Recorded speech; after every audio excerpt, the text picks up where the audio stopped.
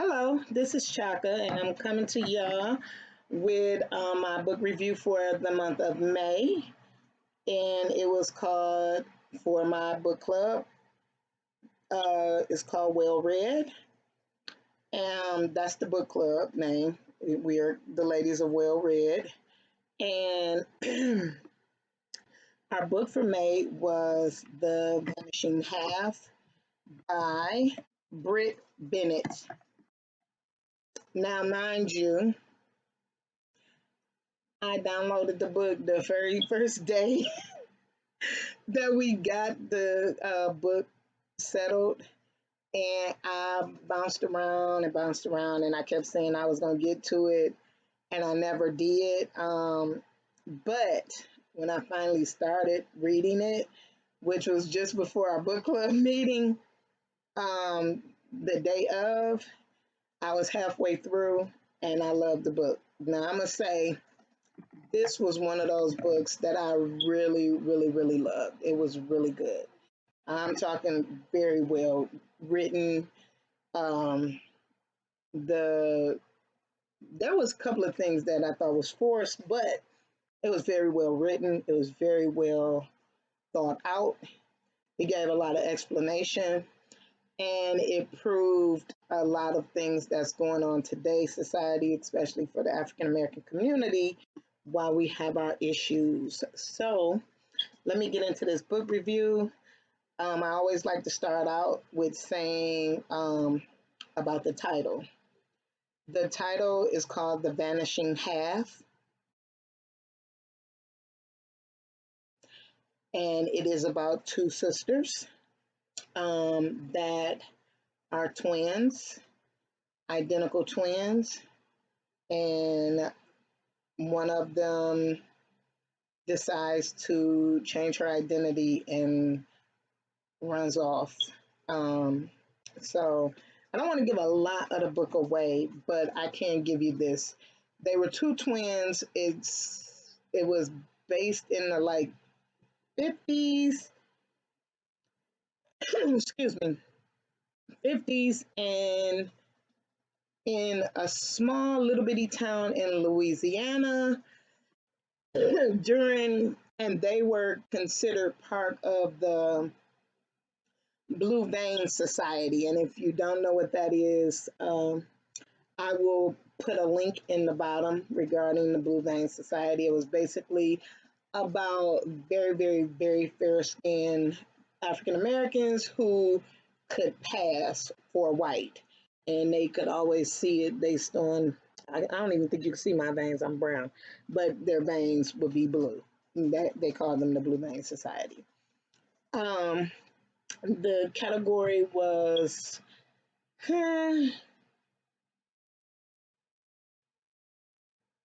family oriented. I really couldn't give this a real good category. I didn't know what to call it. It was about two sisters who was on a life's journey. So maybe that is more life journey, psychological oriented. So that's that. The purpose the author made, which was really good, was an explanation of how two lives that were considered, you know, actually better for themselves. They both figured out a way to make their lives better for themselves without the other. And a lot of times, most twins say that they can feel if the other twin is having issues and blah, blah, blah. But this was what that was. It was to explain how two lives that started out together broke apart and tried to figure out what made them go their separate ways. I love that it actually expressed how both girls, well, there's two sisters. One name is Desiree, and the other one name is Stella or Estelle, and they called her Stella. And Desiree is the oldest of the twins. She's 7 minutes older. They both, Stella is the more, I want to say, she's more book oriented. She liked school. She liked teaching. She wanted to go to college. She had her mindset on doing a lot more. Desiree was kind of more like a artistic mind. She knew she was going to have to work in her life, but a lot of things were coming easy for her because of her fair skin. So, and in the South, a lot of people, I've heard this because my grandparents are from the South, that light skin thing used to be like really horrifying down there. But anyway, um, it was a good read because it actually showed you the real mindset of people where colorism in an African American society really falls, and it's still going on to this day. Look at Basketball Wives, the mess that is. Colorism still goes on to this day, and that was what the book pretty much the author was trying to show you, that the mindset and the purpose of people who they they think just because of your skin tone how you'll act or be treated.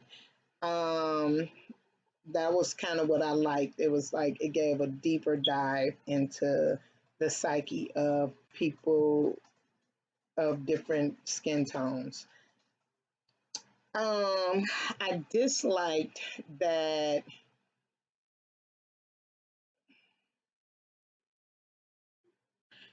the way the mother treated the man Desiree ended up with in the end. Um,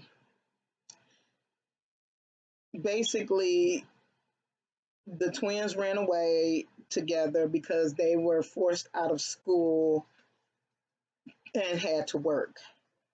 And what they didn't want to do is end up being stuck in this small town for the rest of their lives. So they decided at 16 or 17 to run away. And they went to New Orleans. And they were in New Orleans and they found jobs. And during that time that they were in New Orleans, um, Stella decided that she wanted a more educated position. And with her being a black woman and she was under 18, only thing you would get if you went to a department store, any big corporation, was spray lady or, someone that walked around and cleaned up. So she had really good handwriting and she had a lot of education. And so she wanted to be a secretary. And she decided that the only way that was going to happen is that she would put on her application she was white. So she turned into a white woman. Well, her supervisor, he started liking her and they started dating off and on. And he asked her to come move with him to Boston because he was moving. So she left. She didn't leave a note. She didn't tell her sister. She just left. Basically, she turned white and she left her sister there. Her sister also left Louisiana and went to DC. And so her sister married a white man and she marked she was white. And this is in the 60s, late 50s, early 60s. The other sister, who also could have passed for white but didn't, she moved to DC and she ended up meeting this black, like dark black man. She said he was almost purple, um, in DC. which her mother used to always tell her, don't marry. Why make it harder on yourself? She told her not to marry someone dark skinned. Um, and she ended up marrying this dark man, and she had this baby, and her daughter turned out to be as dark as her husband. And she was, like I said, she looked almost white. So it was a weird contrast. Desiree, very sweet person, but you feel kind of sorry for her. She ended up getting with this black man who felt like she was being uppity because she was light skinned, and he started beating on her. I felt so sorry for her. So she moved back to her little humble town in Louisiana and took her daughter. And then the funniest thing that ever happens is the young man that she liked growing up, that her mother told her, you don't want to get with him. He ain't going nowhere. He too dark. That particular man was actually sent to her from the husband to locate her. He was like a bail bondsman, and the husband paid him to locate her. And ended up, she ended up um, getting with the old flame, and he was the one who sent him off on a different trail to find his wife, so that he was like, he didn't like that he was beating on her, and he noticed the bruises on her very fair skin right away, so he understood why she walked away. um she came back to humble beginnings, while the sister that became white pretty much just erased all her past. She got married to a white man, and she basically made it a point to turn into like the racist white lady. She didn't want to be around black people. She didn't never call or check and find out what happened to her sister. She just pretty much that was the end for her. And the character I liked the most was, I don't know.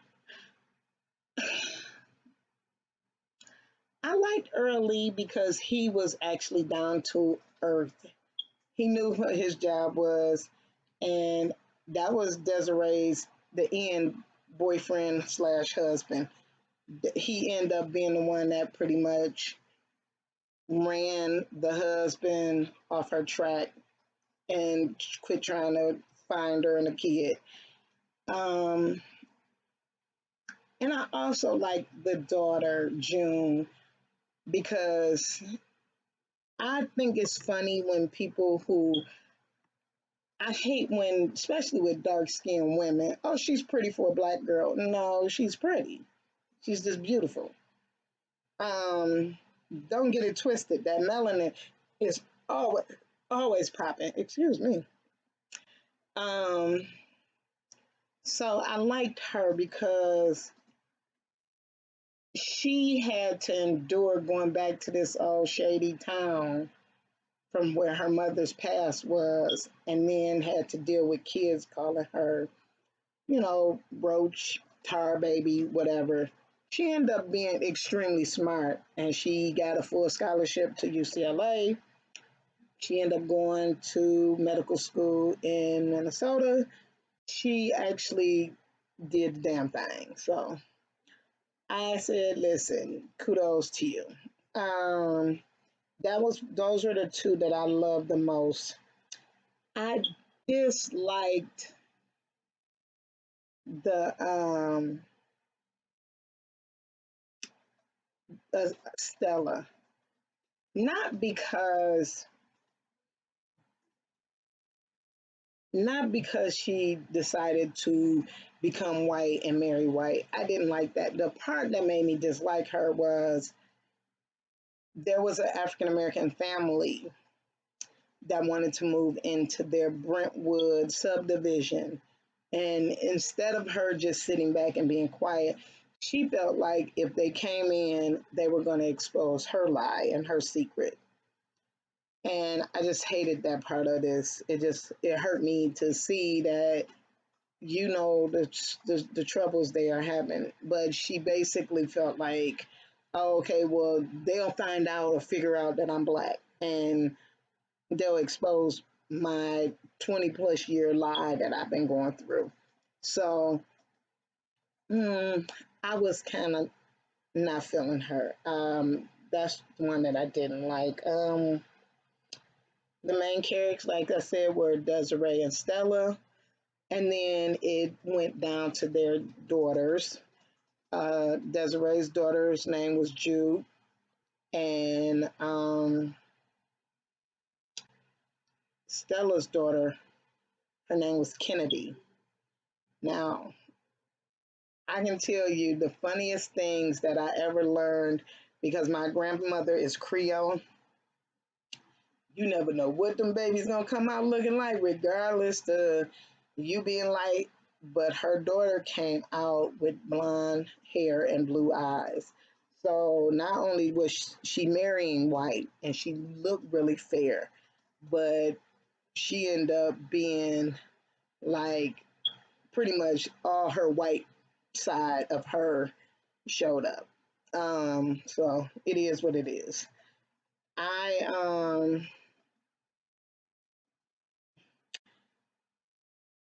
I like the I think this is the one part that I felt was a forced part was Jude went to LA, and because she was already so self-conscious of her dark skin, she didn't actually give herself a chance to meet someone. Now you going away to school in the 70s, and she ends up meeting a young man who actually is transgender, so they're transitioning into a boy. And I just thought that little character was kind of forced.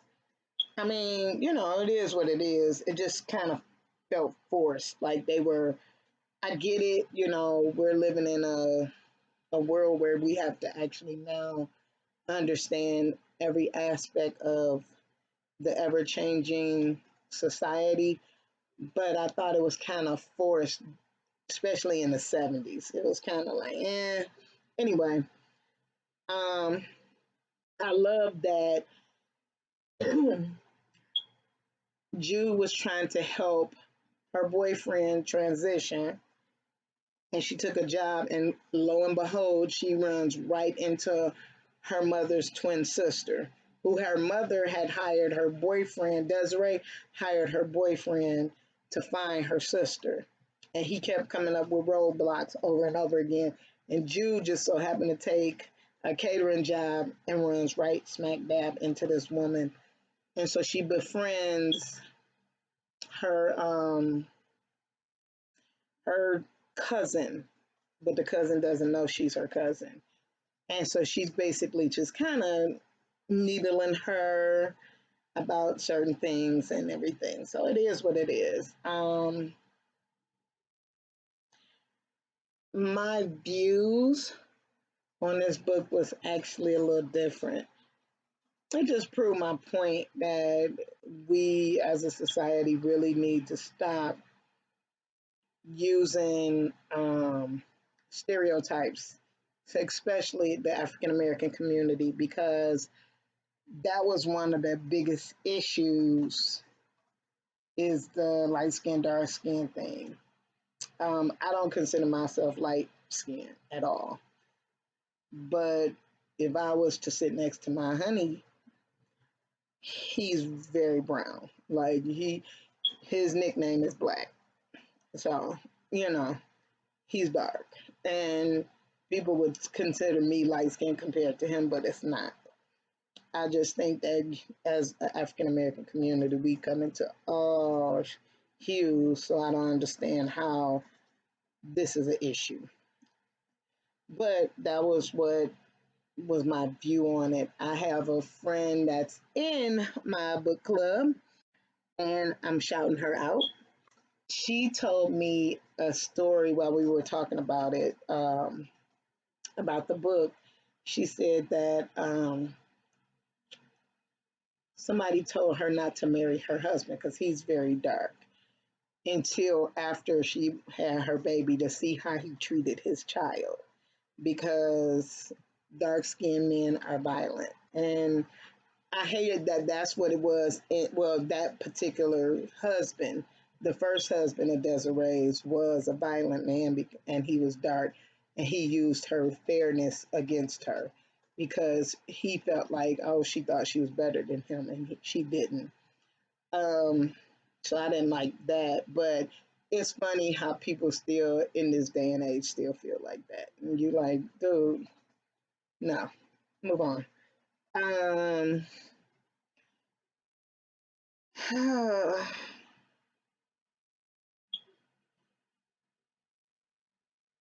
I would definitely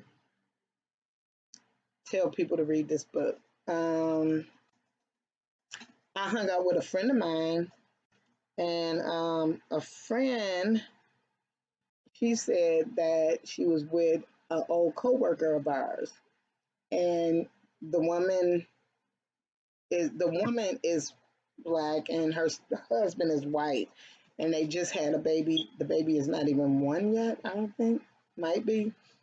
But she was like, the baby has her whole face as a brown black woman, but she has his coloring.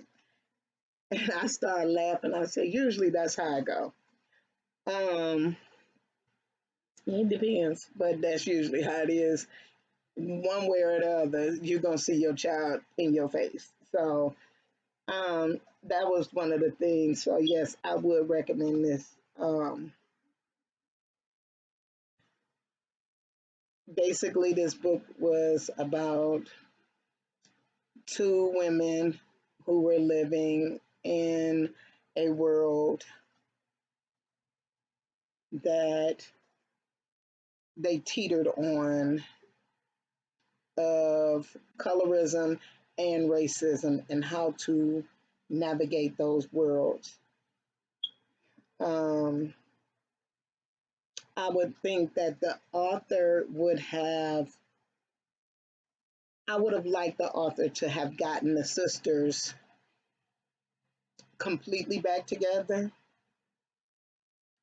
but I understood why the sister that decided to be white could never tell her husband that she she was black, and that's why she couldn't tell him that she had a twin.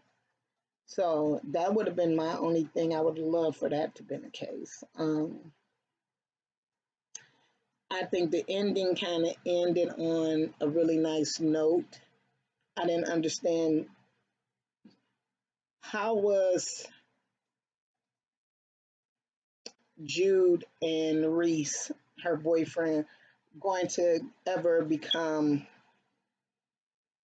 husband and wife because he didn't have a birth certificate that stated who he was, and he didn't have and then the mother had asked about grandkids, and I was like, oh wow, that was something that I felt like could have been explained a little bit more of what the plan was.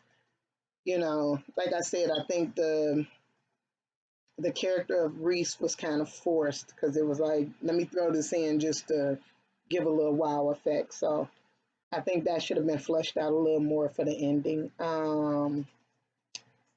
So that was my review. I do think that we should have gotten a sequel and seen if the two cousins could have joined in together and became closer. That would have made me a little bit more happy in the end. Um, so this is my book review on The Vanishing Half by Brit Bennett. and I will see y'all later.